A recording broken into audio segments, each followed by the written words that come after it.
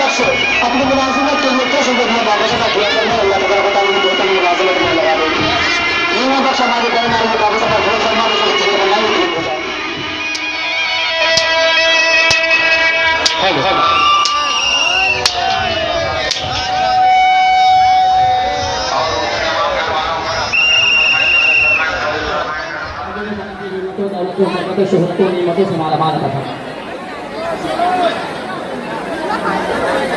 खाना पिटकुली से अकबर आया हुआ है, वो अपनी वालिदा से अलग हो गया है, उसकी माँ है। मैं अकबर भाई मेरी आवाज़ सुन रहे हो तो आपकी माँ आपके काउंटर में इंतजार कर रही है, बहुत देर से आपको तलाश कर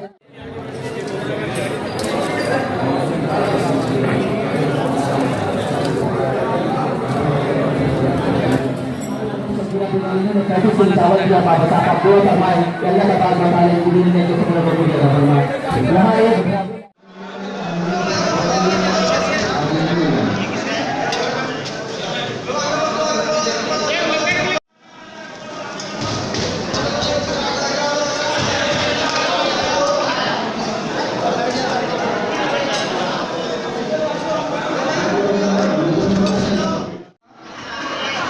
बाबू बहुत रो रहा है भाई, असलम भाई